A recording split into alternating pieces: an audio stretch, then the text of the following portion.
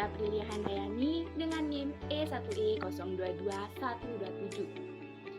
Pada video kali ini, saya akan membahas mengenai materi-materi apa saja yang kita pelajari pada mata kuliah Profesi Kependidikan semester 2 PGSD Unram 2023. Di sini sudah ada peta konsep yang telah saya buat sebelumnya untuk membantu saya di dalam menjelaskan mengenai materi apa saja yang telah saya pelajari pada mata kuliah Profesi Kependidikan ini. Materi pertama yang kami bahas pada mata kuliah Profesi Kependidikan ini adalah materi mengenai kompetensi guru. Nah, Pak, kompetensi guru merupakan kemampuan yang harus dimiliki oleh seorang guru dalam melaksanakan tugas profesionalnya. Pada materi kompetensi guru ini terdapat 4 submateri yang dibahas. Yang pertama ada materi mengenai pengertian kompetensi guru. Yang kedua, pentingnya kompetensi guru.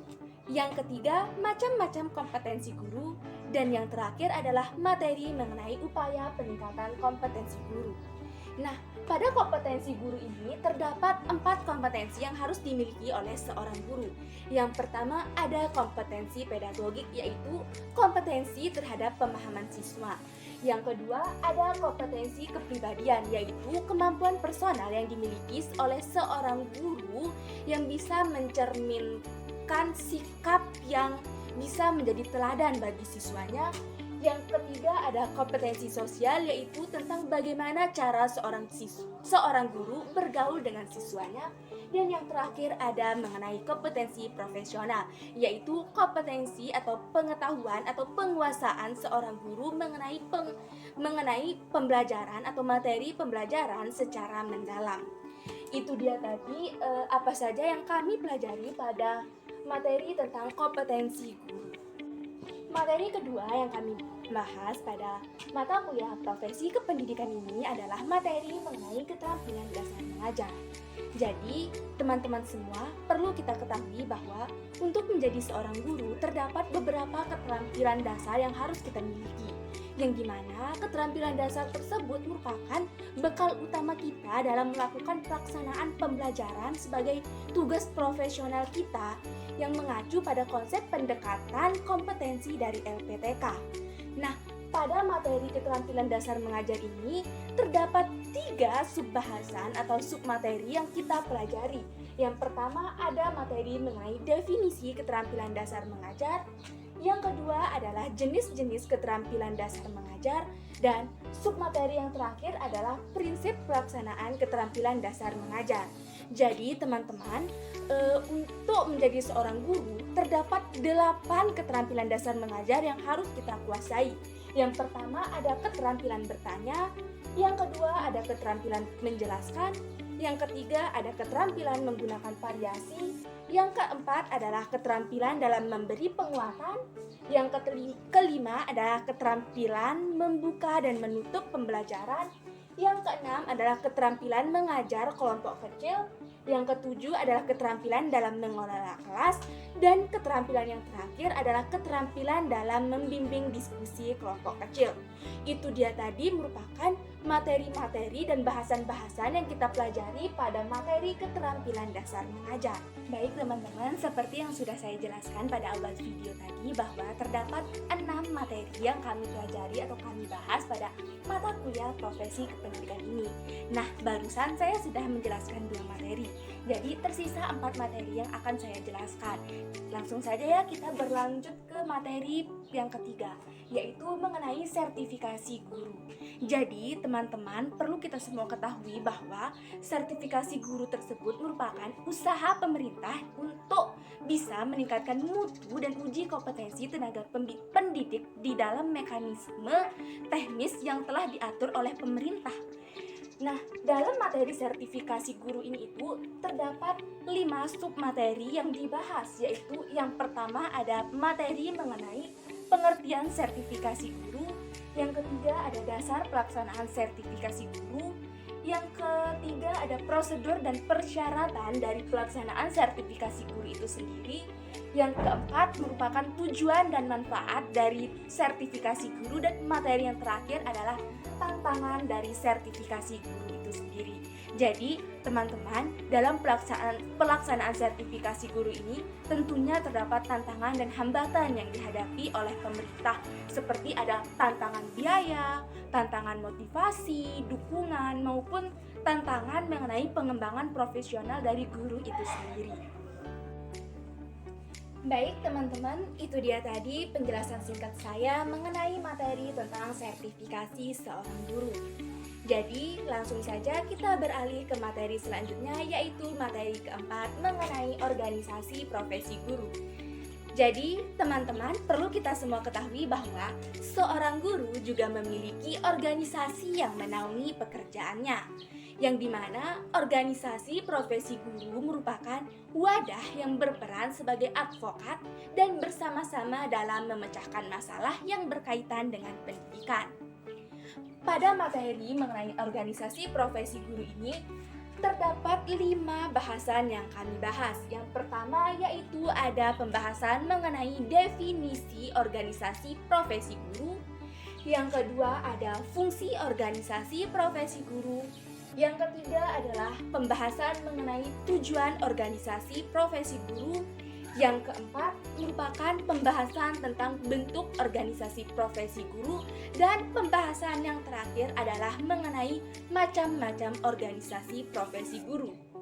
Jadi, teman-teman semua, terdapat banyak sekali macam-macam organisasi profesi guru. Di antaranya ada PGRI, MGMP, KKG, ISPI, dan masih banyak organisasi-organisasi profesi guru lainnya. Baik teman-teman, itu dia tadi pemaparan materi mengenai organisasi profesi guru. Langsung saja kali ini kita berlanjut ke materi kelima pada perkuliahan kali ini, yaitu mengenai supervisi pendidikan. Jadi teman-teman semua perlu kita ketahui bahwa supervisi pendidikan merupakan kombinasi atau integrasi progres, prosedur, dan kondisi yang dirancang untuk meningkatkan keefektifan kinerja kelompok atau individu. Tentu saja, kelompok atau individu yang dimaksud pada materi kali ini adalah kelompok atau individu yang bekerja pada sektor pendidikan. Teman-teman, pada materi mengenai supervisi pendidikan ini terdapat 7 pokok bahasan yang kami bahas, yaitu yang pertama ada pengertian dari supervisi pendidikan, yang kedua ada ruang lingkup supervisi pendidikan, yang ketiga ada unsur-unsur supervisi pendidikan, yang keempat ada jenis-jenis supervisi pendidikan, materi kelima membahas mengenai dimensi-dimensi yang ada dalam supervisi pendidikan, materi keenam membahas mengenai fungsi dari supervisi pendidikan, dan materi yang terakhir membahas mengenai tujuan dari supervisi pendidikan itu sendiri. Baik teman-teman, jadi dari keseluruhan materi yang ada pada peta konsep yang telah saya buat ini, kita sudah membahas 5 materi.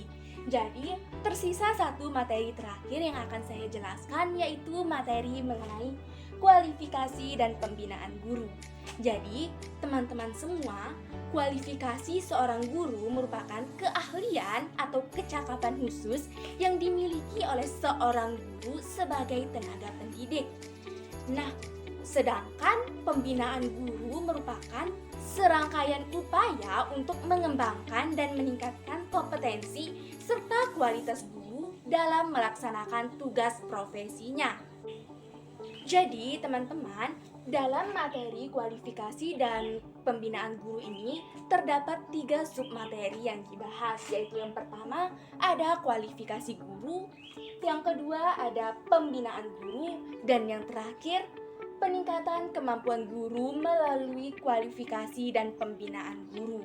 Jadi teman-teman, dalam kualifikasi seorang guru itu ada namanya kualifikasi akademik, yang dimana kualifikasi akademik ini itu merupakan kualifikasi seorang guru dalam bidang pendidikan yang harus dimiliki oleh seorang guru. Seperti apabila kita ingin menjadi seorang guru SD, maka kita harus minimal menyelesaikan studi S1 dan lulus profesi pendidikan guru. Selanjutnya ada pembinaan guru. Nah, dalam pembinaan guru ini tuh ada namanya analisis perencanaan pembinaan guru dan analisis pelaksanaan pembinaan guru. Jadi terlebih dahulu sebelum melakukan pembinaan guru, kita harus menganalisis bagaimana perencanaan dari pembinaan guru tersebut, baru kemudian kita menganalisis bagaimana pelaksanaan dari pembinaan guru tersebut. Dan materi terakhir atau submateri terakhir yang dibahas pada materi kualifikasi dan pembinaan guru adalah materi mengenai peningkatan kemampuan guru melalui kualifikasi dan pembinaan guru. Jadi, untuk meningkatkan kemampuan guru, dilakukan pembinaan dan kualifikasi, diantaranya seperti ada pelatihan, bimbingan, seminar, dan upaya-upaya peningkatan kualifikasi dan pembinaan guru lainnya. Baik teman-teman, tak terasa kita sudah berada di penghujung video kali ini. Jadi itu dia tadi pembahasan saya mengenai materi-materi apa saja yang telah dipelajari pada perkuliahan profesi kependidikan. Totalnya terdapat 6 materi yang telah dipelajari pada mata kuliah profesi kependidikan ini yang telah saya jelaskan dan bisa dilihat di peta konsep yang telah saya buat ini. Sekian dari saya, bye-bye. Selamat menonton.